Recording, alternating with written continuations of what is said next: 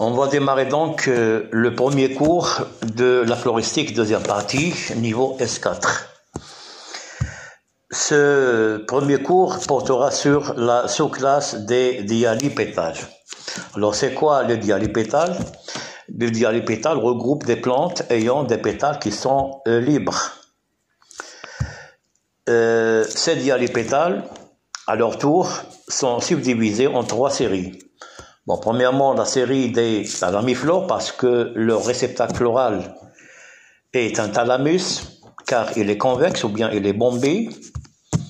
La deuxième série, on l'appelle la série des déciflores, ou bien les dialipétales déciflores, tout simplement parce que les fleurs possèdent un disque nectarifère qui entoure l'ovaire. Et ce disque nectarifère correspond bien à un organe qui sécrète du nectar et qui attire les insectes afin qu'il y ait la pollinisation. La troisième série, c'est les dialipétales caliciflores, c'est-à-dire que le réceptacle floral est un conceptacle. Il se creuse pour donner une coupe profonde que l'on appelle un conceptacle. Il est donc concave. Ici à gauche, j'ai un schéma d'une thalamiflore. Nous avons tout à fait au milieu un thalamus qui porte un ensemble de carpelles qui sont indépendants. Alors ces carpelles qui sont donc des éléments avec un petit bec. Alors ce petit bec correspond en fait à un stigmate qui est très court et puis un style également qui est très court. Donc nous avons plusieurs carpelles qui sont indépendants et qui sont insérés sur ce thalamus. Et puis, nous avons également des étamines qui sont insérés ou disposés sur ce réceptacle floral. À droite, c'est caliciflore. Déjà, donc, le réceptacle floral commence à se creuser pour qu'il devienne concave pour donner un conceptacle. Ici, donc, nous avons un conceptacle, une coupe schématique d'une fleur à réceptacle floral qui correspond bien à un conceptacle, donc un réceptacle floral qui est concave. À l'intérieur, vous voyez bien des ovules, donc l'ovaire avec des ovules. Sur la partie supérieure, nous avons donc d'autres pièces florales, les sépales, les pétales, les étamines. Et là, si vous voulez, on peut dire que l'ovaire est un fer. Donc, comment il est l'androcée des dialipétales? Alors, l'androcée des dialipétales est un androcée qui est variable. On trouve ainsi l'androcée qui est isostémone. Isostémone signifie que nous avons le même nombre d'étamines que celui des sépales et des pétales. Exemple 5, 5, 5. 5 sépales, 5 pétales, 5 étamines. Polystémone, nous avons le terme poly qui signifie plusieurs. Donc plusieurs étamines, et généralement quand il s'agit de plusieurs étamines, ces dernières se trouvent bien disposées en spire, en hélice, et non pas sur des verticilles ou bien des cycles, ou bien des cercles. Méristémone également, il s'agit bien de plusieurs étamines, mais ces étamines se trouvent disposées sur un verticille, et ça correspond à un cas qui est très rare. Diplostémone, c'est que le nombre des étamines est le double de celui des sépales et des pétales. Exemple, 5 sépales, 5 pétales et 10 étamines. Mais généralement, ces 10 étamines sont disposées sur deux verticilles. Sur chaque verticille, on va avoir 5 étamines, verticille interne et verticille externe. Mais à signaler que le verticille externe se trouve bien alternipétal. Donc, il respecte bien la règle de l'alternance des pièces florales. La fleur chez certaines plantes est épigyne. Quand on a un ovaire qui a un fer, donc on appelle ça la fleur épigyne. Et la fleur pérégyne quand on a un ovaire super. Alors, la première famille qu'on va traiter appartenant à la sous-classe des dialipétales, c'est la famille des renonculacées. Exemple, le genre Ranunculus. Alors, premièrement, on va vous décrire quelques caractères généraux de la famille des renonculacées. Donc, cette famille correspond bien à une famille qui appartient à la sous-classe des dialipétales, premièrement. Elle appartient à l'ordre des ranales, au groupe des polycarpiques, c'est-à-dire plusieurs carpelles, et à la série des thalamiflores.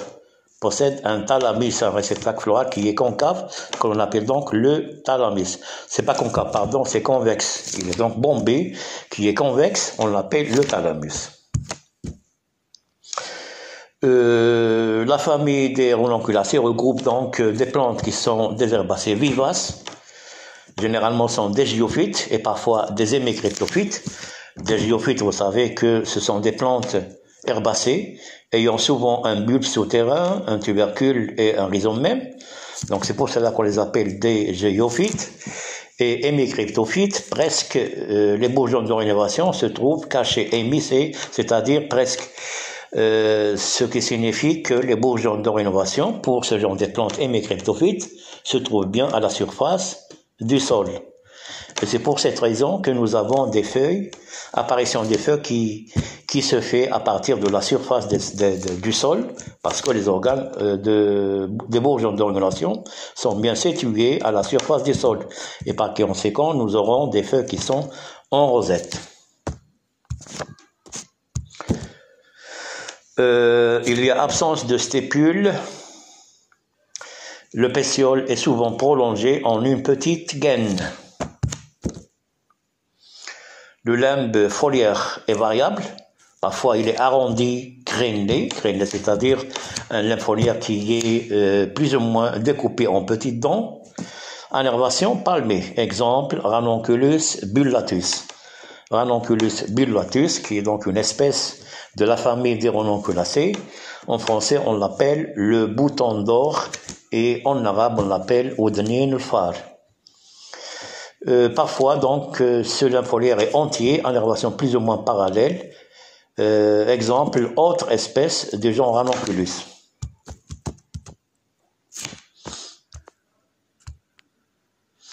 Pour ce qui est maintenant des caractères reproducteurs, alors pour les inflorescences d'abord, les fleurs sont solitaires ou isolées. Donc parfois la plante se trouve avec une seule fleur ou bien 2 fleurs, 3 fleurs, mais ils sont isolés ou indépendantes. Ils ne font pas une inflorescence. Car l'inflorescence se trouve avec un ensemble de fleurs qui sont réunies ou bien groupées sur un axe que l'on appelle l'axe de l'inflorescence. Donc, soit on parle des fleurs solitaires chez les renonculacées, ou bien des inflorescences qui sont parfois groupées en grappes ou bien des cymes. Des grappes sont des inflorescences indéfinies et des cymes sont des inflorescences définies. Les fleurs généralement sont hermaphrodites, donc à la fois la fleur porte les organes reproducteurs mâles qui sont des étamines et les organes reproducteurs femelles qui sont des carpelles, le gynécée ou bien le pistil, qui est un ensemble des carpelles. Elle est actinomorphe parce que la fleur possède plusieurs plans de symétrie, actinomorphe, à l'exception du genre Delphinium, dont la fleur est zygomorphe. La fleur actinomorphe, parfois on l'appelle la fleur régulière, et la fleur zygomorphe, on l'appelle une fleur irrégulière. Donc il y a une exception concernant la symétrie chez les renonculacées qui est Delphinium, qui possède des fleurs qui sont donc zygomorphes. Alors que le réceptacle floral est souvent convexe. Donc c'est bien un thalamus qui est en dent ou bien en cône. Mais essentiellement c'est un thalamus, un réceptacle floral qui est bombé et qui est convexe. Et sur lequel sont insérées les pièces florales en spire, que ce soit pour les étamines ainsi que pour les carpelles. Donc on va avoir plusieurs carpelles qui sont insérées en hélice sur le thalamus, de même pour les étamines qui sont spirales en spire. On note parfois la présence des préfeuilles, aussi bien des bractées chez les fleurs des renonculacées. Parfois même un ensemble de bractées que l'on appelle un involucre. Et on signale également la présence des nectaires à la base des étamines les plus externes. Donc comme les renonculacées possèdent des étamines qui sont en nombre élevé, pour les étamines les plus externes, on trouve à leur base, à leur extrémité, des nectaires. Des nectaires donc qui sont des organes qui sécrètent toujours du nectar. Le périanthe des renonculacées, quand elle est double, c'est-à-dire un calice et une corolle, le calice est généralement composé de 5 sépales. Et les pétales sont en nombre variable, dépassant 5. Parfois, on trouve 5 pétales, parfois 7, parfois 10, parfois 12, ce qui fait que le nombre des pétales est variable, ce qui laisse réfléchir, si vous voulez, à l'origine de la formation de ces pétales. Car chez une même espèce des renonculacées, on trouve un nombre variable des pétales. Donc c'est pour cela qu'on essaie donc de chercher l'origine des pétales.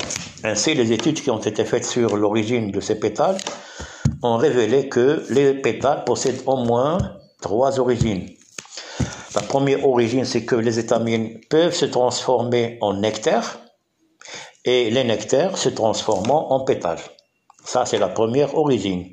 Et la deuxième origine, c'est celle qui provient directement des sépales. Donc les sépales sont à l'origine de la formation des pétales. Et les sépales sont donnés, ou bien ils vont provenir de la transformation de l'involucre de bractées. La troisième origine, c'est que les nectars se transforment directement en pétales, ou bien ils prennent directement la forme des pétales. La preuve, c'est que quand on essaie d'analyser, ou bien de voir, d'observer les pétales du Ranunculus bullatus, par exemple, aux extrémités des pétales, on trouve une fossette nectarifère qui prouve bien que l'origine de ces pétales provient donc des nectars directement.